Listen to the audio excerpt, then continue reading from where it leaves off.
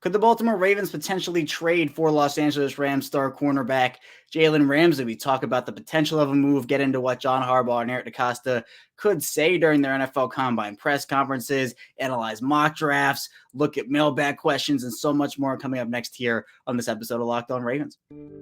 You are Locked On Ravens, your daily Baltimore Ravens podcast, part of the Locked On Podcast Network, your team every day.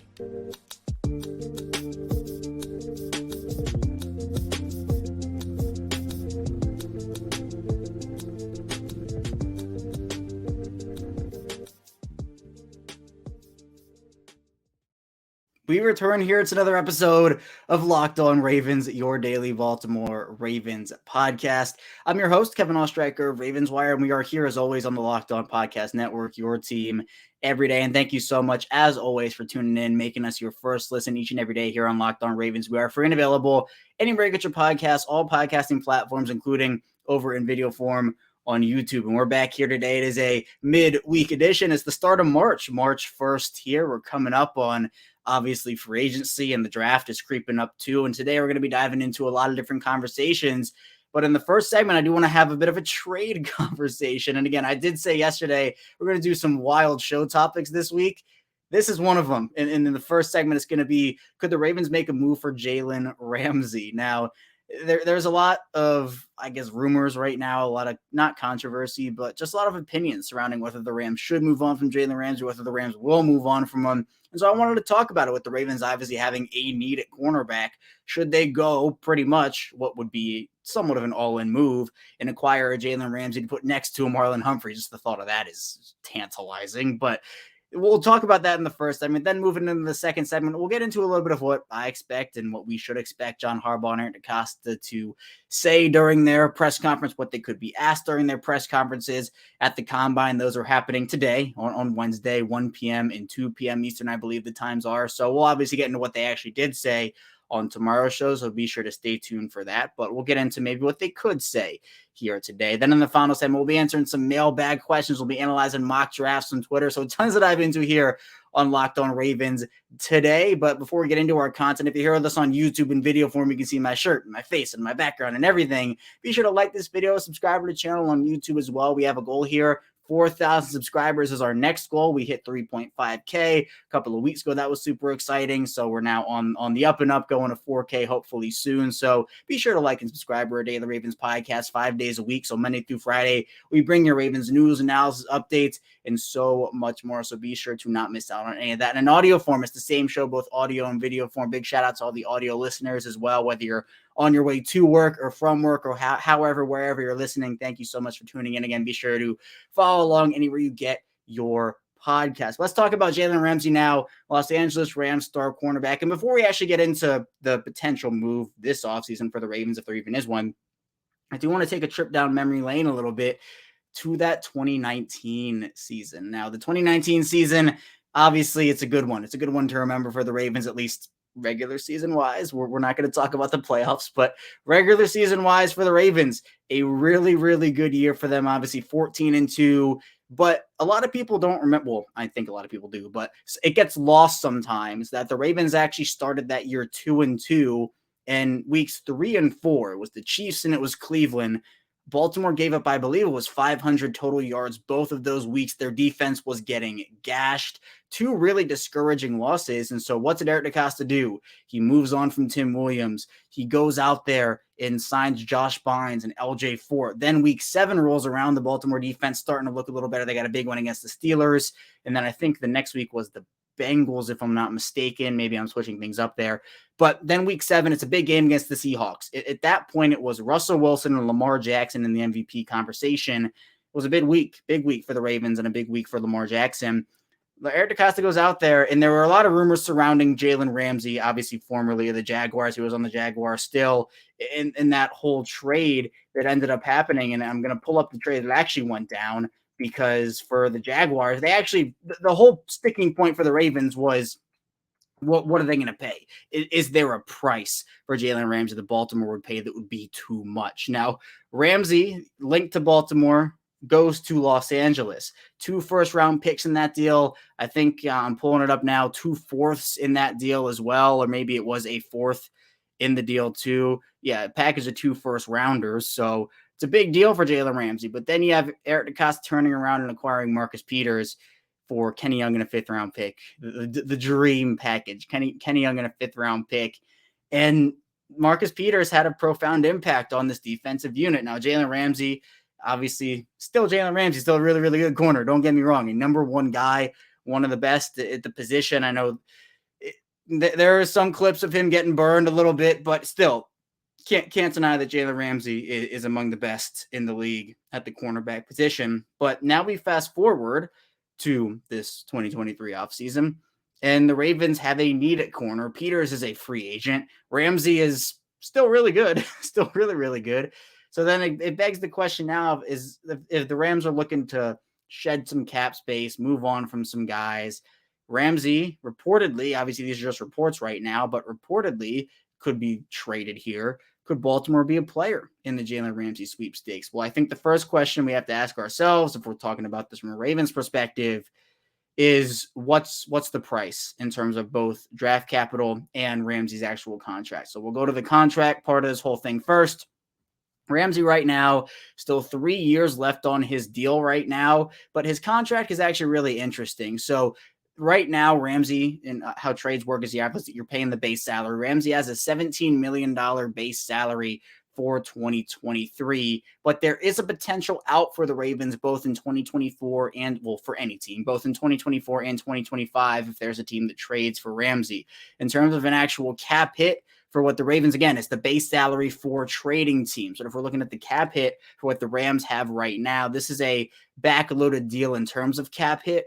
But the final year of the deal, which is 2025, Jalen Ramsey for the Rams has a $22 million cap hit, $3 million in dead cap. So that's $19 million in savings. 2024, the cap hit would be $26 million for the Rams. It's $11 million in dead money. So right around $14 million in savings. But Ramsey, in terms of base salary, $17 million 2023, $14 million 2024, $15 million 2025. So that's what the Ravens will be looking at actual contract price wise, around that range right there. It's a little bit of a steep price, but with the Ravens, a lot hinges on what could happen with Lamar Jackson. They haven't made any cost cutting moves yet. But the interesting part of this whole thing is then what would it cost in terms of actual draft capital? The interesting part of this is there have been a couple of names that have been floated. Obviously, Chuck Clark's name has been put out there. We talked about him earlier this week about kind of what the whole situation with him is, and he would actually save the Ravens money. There's obviously, again, someone like a Patrick Queen that maybe the Ravens look to move on from. Who knows? I still think they should keep him, at least for this year, especially because he's still a young and his contract is relatively always a good player. But maybe if the Rams say, hey, if you throw Patrick Queen in there, it lessens a draft pick or whatnot. And that's key. That's important because let's look at the draft picks the Ravens have right now. First rounder, they don't have no second rounder this year. We got a third rounder, number 86. So 5 draft picks. Obviously, I think the Rams ideally would want a first for them, but maybe there's a situation where Baltimore trades. I don't know. I'm just throwing stuff out there. Maybe it's a third rounder this year and a second rounder next year, or a third rounder this year and a first rounder next year. Or maybe the Rams say, yeah, you give us the third and Patrick Queen and a third next year. I don't know. Ramsey's going to get a lot. Like, I think a team will probably give up a first for him at this rate. Now, I don't think the Rams are going to get back 2 firsts like they had to give up for Ramsey a couple of years ago. But I imagine, like we've been talking about it, where I've said that my path, my ideal path is the opposite of this whole thing. So what I've been saying is the Ravens should trade for a wide receiver and then draft a corner with their first round pick. This path would be the Ravens trading for a corner, and if the Ravens retain their first round pick in a Ramsey trade, take a wideout with their first round pick and then kind of have the cards fall as they may. But then there's the whole conversation point, again, I mentioned it, of Lamar Jackson, where Ramsey for 2023 is making that $17 million base salary. Well, if Lamar Jackson gets franchise tagged and that's what he plays on, if we're talking exclusive, it's $40+ million, but an extension, depending on obviously the guarantees and the total money and whatnot, you can manipulate that cap hit. You can restructure guys to free up cap space. Obviously, some of the bigger contracts right now, Marlon Humphrey, Mark Andrews, and Ronnie Stanley, you can restructure potentially a Calais Campbell or a Kevin Zeitler, or even cut those guys if you really want to. I say don't do that, but you can cut those guys if you want to for cap savings. Gus Edwards, someone who we talked about as a potential cap casualty as well. There are avenues for the Ravens to free up money. You can maneuver around the cap. It's not completely avoidable, but you can maneuver around it. So I would be fine if the Ravens traded with Jalen Ramsey. I don't think it's uber realistic. I'm not sure, especially if the Rams demand the Ravens first round pick this year. I think there's probably a 99% shot nothing happens there, because no first and no second round pick. That is just, I don't think Eric DeCosta and company can sit through a draft having no first and no second round pick. It's too important and too valuable to them. And Eric DeCosta has said as such on shows, and based off of his comments, you can kind of take away that the Ravens value their draft picks. They value trying to get guys on these young, cost-effective contracts that are team controlled for multiple seasons. So I think that, look, obviously having a Marlon Humphrey and Jalen Ramsey 1-2 punch at corner, plus let's say you bring back Marcus Peters on a team-friendly deal to be your number 3 guy, that's incredible. And we do know the Ravens like to invest in their secondary, right? They paid Marlon Humphrey nearly $100 million. They paid Marcus Williams $70 million. They paid even Marcus Peters a 3-year, $40 million+ deal, drafting Kyle Hamilton in the first round, using a third rounder on Brandon Stevens, right? They invest in that defense and that secondary. But I think the Ravens could trade for him. Like, there is a possibility, especially with the need that they so clearly have there. And I think I'd be cool with it. But at the same time, being realistic, maybe it's a 25% chance, 20% chance that a move actually happens there. But hey, crazy things happen. The Ravens, obviously, they could use a guy like any team could use a guy like Jalen Ramsey. There's not even a full concrete, he's being moved, right? It's just been the rumors so far. But I don't know. I think seeing Marlon Humphrey and Jalen Ramsey in the same defensive backfield, sign me up for that, especially if it's on the Ravens. So we'll see what happens, but I'm not counting on it, but still fun to kind of think about and talk about a little bit. But coming up in our second segment, we'll be diving into what Eric DeCosta and John Harbaugh could be asked and could say during their combine press conferences coming up today. So be sure to stay tuned. Still a lot to dive into on the show. But first, this episode is brought to you by FanDuel. And the midway point of the NBA season is here, and now is the perfect time to download FanDuel, America's #1 sports book, because new customers get a no-sweat first bet up to $1,000. That's bonus bets back if your first bet doesn't win. Just download the FanDuel Sportsbook app. It's safe, secure, and super easy to use. Then you can bet on everything from the money line to point scorers and even threes drained. And for me, again, big Denver Nuggets guy. The Nuggets ran the Rockets out of the gym last night. And so if you bet the over on the Nuggets, if you bet the money line, you might have made a little bit of money on the Nuggets. Nikola Jokic triple-double, another one of those for him. And they have so many more exclusive bets over at FanDuel, like the 2x3, which is 2 3-pointers scored in the first 3 minutes. Plus, FanDuel even lets you combine your bets for a chance at a bigger payout with the same game parlay. So don't miss the chance to get your no-sweat first bet up to $1,000 in bonus bets. You need to go to FanDuel.com/lockdown. That's FanDuel.com/lockdown to learn more. Make every moment more. FanDuel, an official sports betting partner of the NBA. We return here. It's our second segment of Locked On Ravens. Kevin Oestreicher still talking with you here as we are still in the midst of Combine Week, obviously from yesterday all the way up until Monday, March 6th. And obviously there are teams that send guys to the Combine. The Ravens have their contingent of guys that are in Indianapolis right now.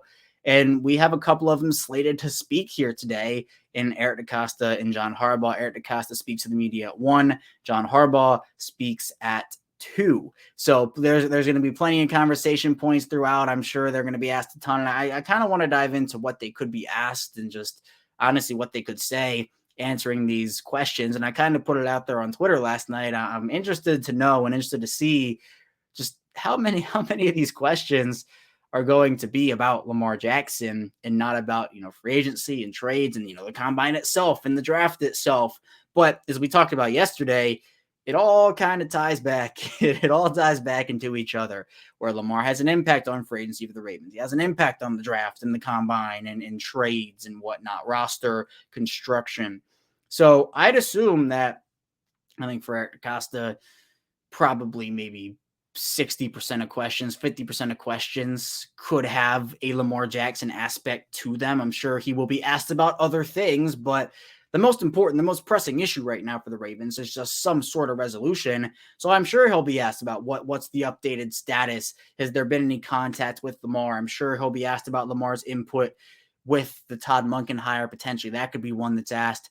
And I think the way DeCosta and Harbaugh will approach it is, again, not giving away a ton of information. You get GM speak and coach speak, and I don't think we're going to get a ton of information about what the status of the deal is, or a franchise tag, or a trade, or anything like that until we actually hear an official announcement or an official report.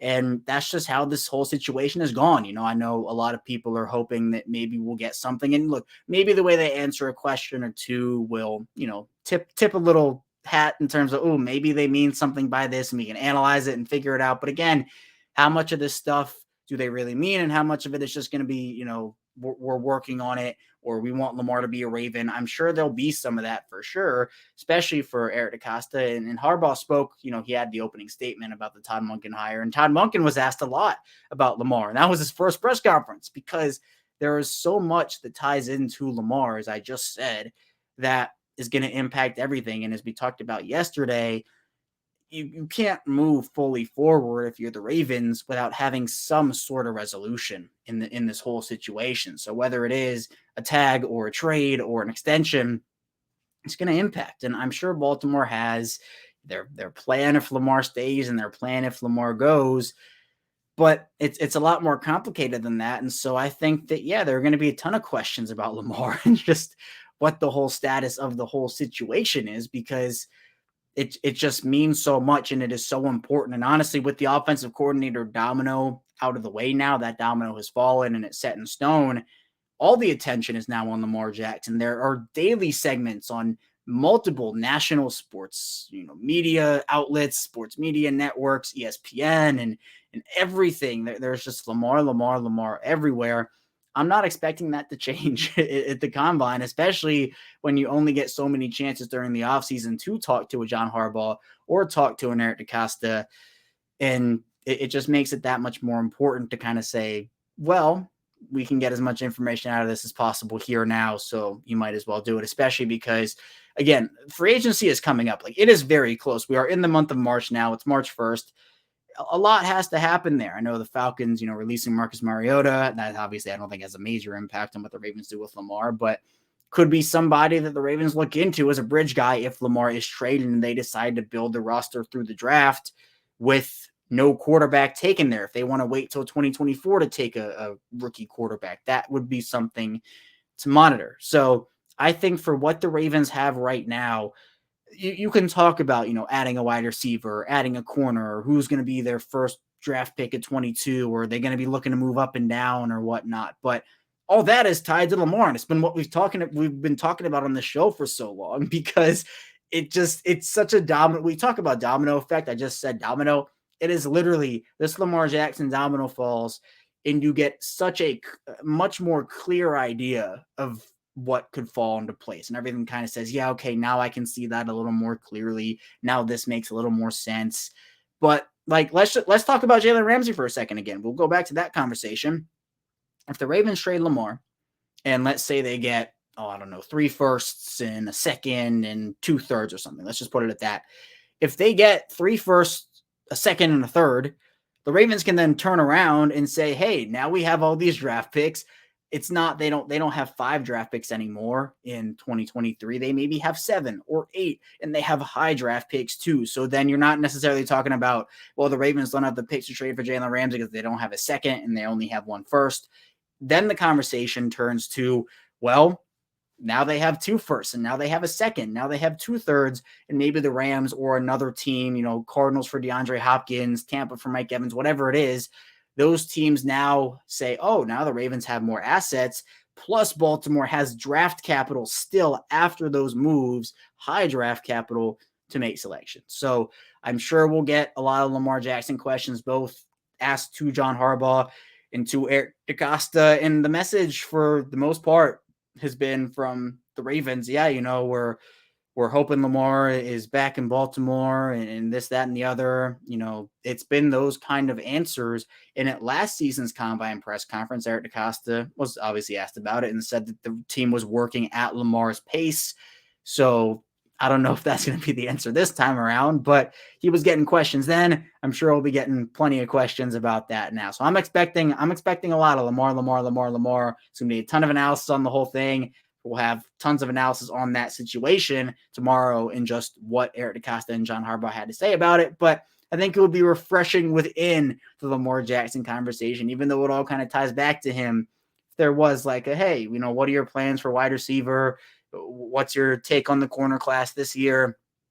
A couple of those questions I think would go a long way for a lot of people who are just saying, oh, Lamar, ask something else. So we'll see what happens. But with Lamar being such a big conversation point, probably said Lamar about 100 times in this segment alone, it makes a big deal and it makes a big difference in terms of how the Ravens operate this offseason. So I expect questions about it. And as they should, they should ask questions about Lamar at the combine there. But coming up in our final segment, we'll be diving into mailbag questions about what the Ravens could look for in the draft. We'll talk about drafts, mock drafts we got from Twitter, and so much more still to come here on Locked On Ravens. We are back here, our final segment of Locked On Ravens. Kevin Oestreicher still here with you on this Wednesday, the first day of March 2023. Thank you so much again for tuning in with us, making us your first listen each and every day. Again, be sure to subscribe on YouTube, like the video as well, follow along in audio form. Now let's dive into a mailbag question that we got here from Gunny Ravens, who said, hey, KO, the Ravens are known to steer clear of players with issues in the draft, unfortunately, including some extremely talented players with minor character flaws.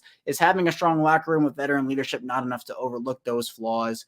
Thoughts? And I don't think this is necessarily like a locker room thing where like having a strong locker room, I think for the Ravens is very important and it helps them, if there is a guy with a character flaw and it depends what you mean by a character flaw. There's like red flags on the field where, their attitude on the field or, that they get pouty when they don't get the ball or, known for personal fouls or something like that. And then there are the off the field character flaws like, run-ins with the law or something like that. I think for the Ravens, they take much more stock in the off the field, like running in with the law type deal where if there are any of those concerns, for the most part, especially after what did happen with Ray Rice, they steer away from those guys. And, in terms of on-field stuff where it's like, a guy, it hasn't maybe an explosive personality or,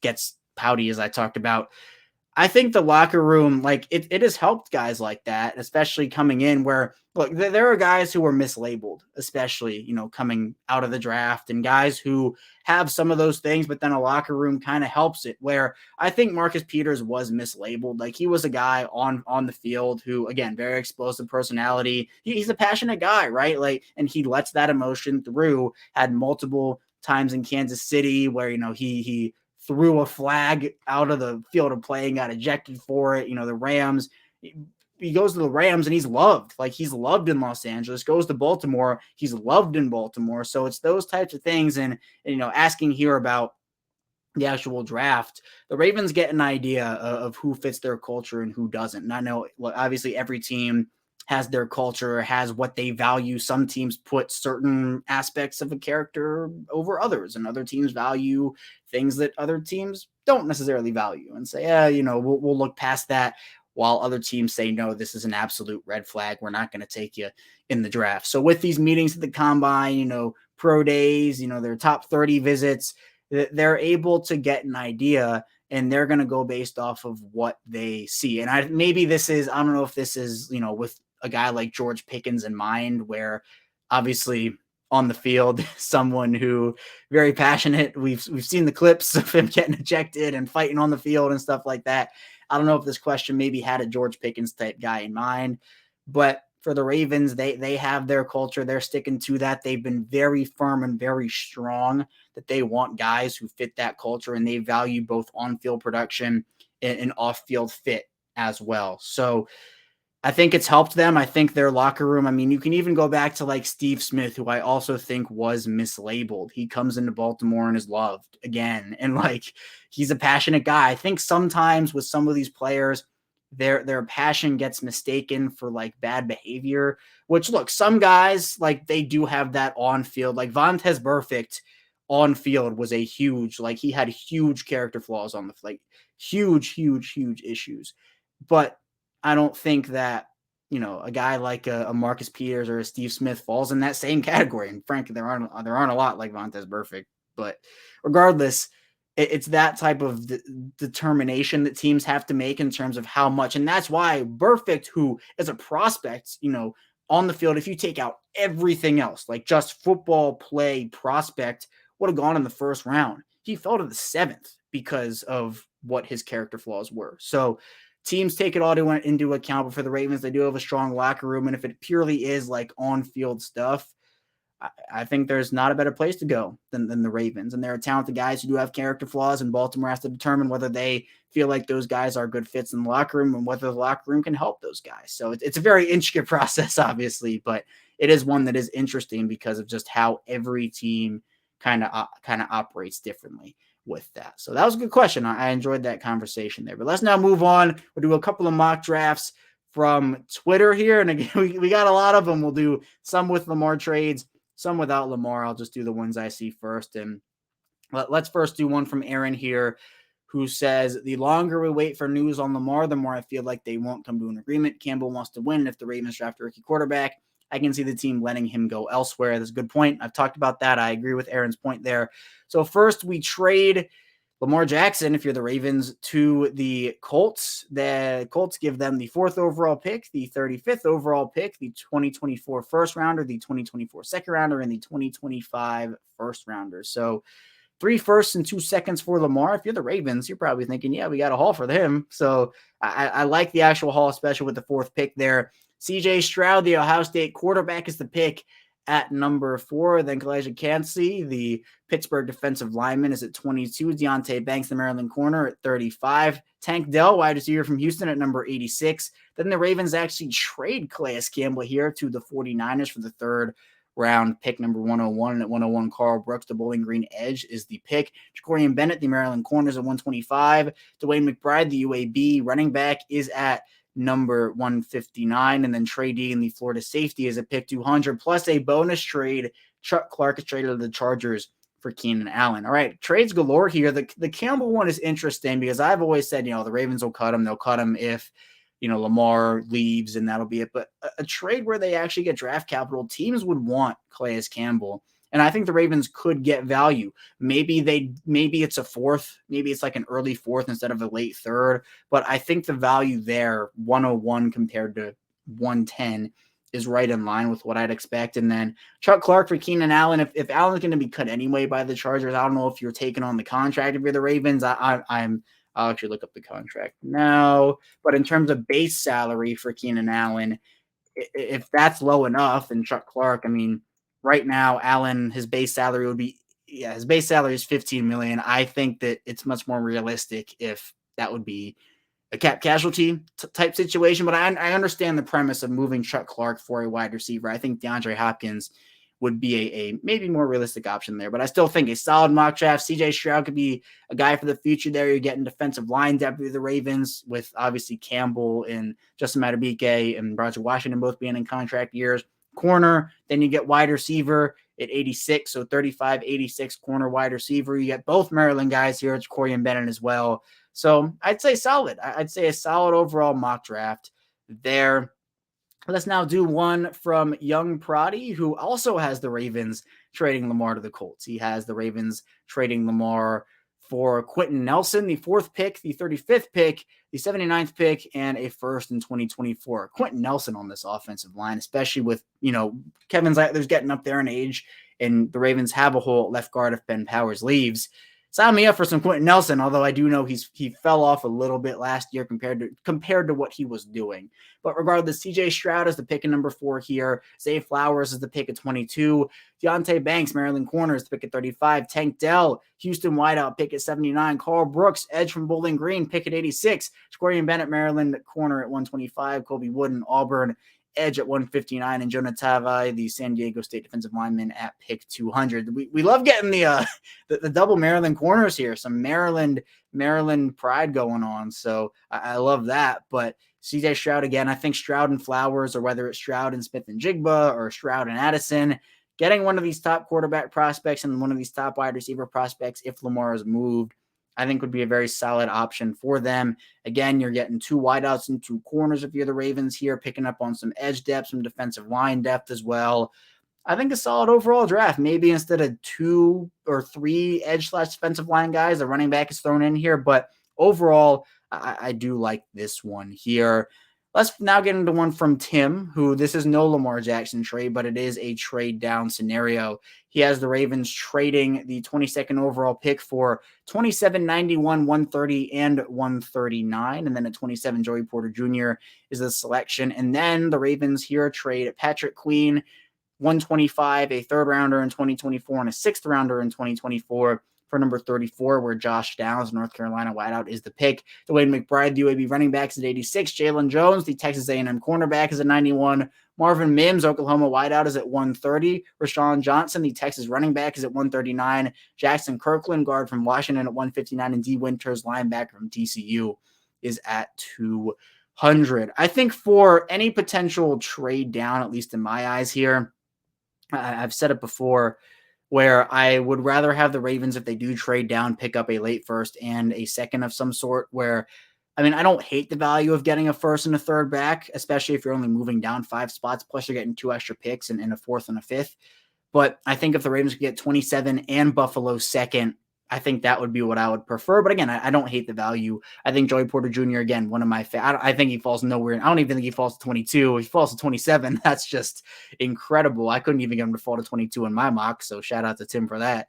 But then Josh Downs, I think, is a very solid, I think, early to mid 2nd round wideout there. You move on from Patrick Queen here to get that pick. 2 wideouts with Marvin Mims, who's actually one of my favorite mid-round guys.